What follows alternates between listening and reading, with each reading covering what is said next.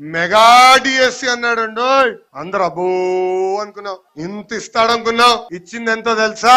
0. ఏమైందా నీ mega DSC అని ఈ సభాముఖంగా జాదు రెడ్డి నేను ప్రశ్నిస్తున్నా. కూటమి ప్రభుత్వం తొలి సంతకం మెగా డిఎస్సి తన ఆశతో కూటమి ప్రభుత్వాన్ని మేము గెలిపించడం జరిగిందండి. కానీ ఇంతవరకు ఆ హామీని నెరవేర్చలేదు. తొలి సంతకమే హామీ నెరవేర్చలేకపోతే మిగతా హామీల గురించి ఎట్లా అని మేము ప్రశ్నిస్తున్నాం గవర్నమెంట్ ని.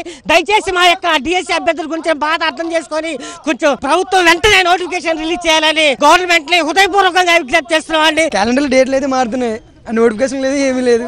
వచ్చినట్టు ఇక్కడ కూర్చొని టెస్ట్ చేయడం మళ్ళీ వెళ్ళిపోవడం. 1-2 సంవత్సరాల పిల్లలు వదిలేసి వచ్చిన వాళ్ళు ఉన్నారు, తల్లిదండ్రులు వదిలేసి వచ్చిన వాళ్ళు ఉన్నారు. ఇంటికాడ బాగా ఇలా రావడం, మళ్ళీ ఒక 1 నెల ఉండడం, ఈ డిఎస్సిని చూడడం, క్యాలెండర్ ముందర పెట్టుకోవడం, డేట్లు చూడడం, వెళ్ళిపోవడం. ప్రతి సంవత్సరం క్యాలెండర్లు మారుతున్నాయి, క్యాలెండర్లో నెలలు మారుతున్నాయి, డేట్లు మారుతున్నాయి.